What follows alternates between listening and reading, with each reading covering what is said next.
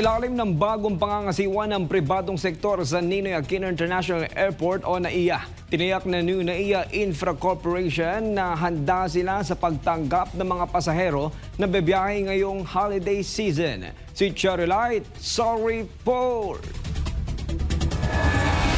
Tiniyak ng NNIC katuwang ang mga airline na nakahanda na sila sa pagdagsa ng mga pasahero ngayong holiday season. Sinabi ni NNIC Chairman Ramon Ang na nakikipag-ugnay na rin sila sa mga airlines para matiyak ang on-time performance ng mga eroplanong umaalis at dumarating sa paliparan. Kami handang-handa. Ang problema nito is yung airline ba handang dumating sa oras, sa tamang oras, at handa pa silang tumikop ng tamang oras.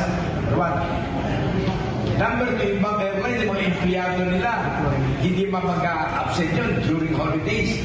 Minadali na rin nila ang mga upgrade sa paliparan bilang bahagi ng rehabilitasyon at modernization plans sa NAIA. Tiniyak din ni Ang na mararamdaman na ng mga pasahero ang 50% improvement sa paliparan ngayong Christmas season. Hinihiling niya sa mga airline na maging handa ang kanilang mga tauhan sakaling magkaroon ng problema ang mga eroplano lalo na kung ang holiday season sinabayan pa ng bagyo. Ito yung mga hindi natin makontrol na situation. Pero yung airport, babantayan namin ng gusto yan. Ayaw namin mapabayaan yung operation at masabi ng taong bayan na kami yung mga kabayan tao. Hindi namin gawin yun. Samantala, patuloy na nakikipag-ugnayan ang AirAsia Philippines sa NNIC para sa kaligtasan, maayos at maginhawang paglalakbay ngayong holiday season. Target ng AirAsia na makamit ang 8 milyong pasahero para ngayong holiday season. Last year, nasa 6 million yung passengers flow ng AirAsia noong 2023. And na-surpass na namin yung aming 2023 level.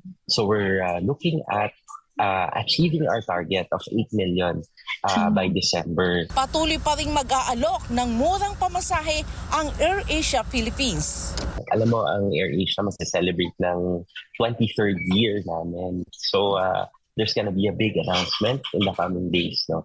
So ang AirAsia naman, it's within our DNA. It's in our DNA na mag-offer talaga ng best value deals.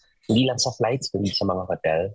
Samantala, ito naman ang paalala ng AirAsia sa mga nagbabalak pang maglakbay ngayong holiday season.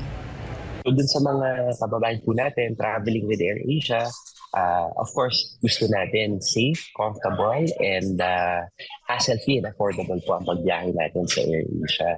Lagi po natin tignan yung ating terminal assignments para sa domestic Terminal 2 po, para sa International Terminal 3. Mag-allow po tayo ng additional allowance pagdating po sa ating pagbiyahe.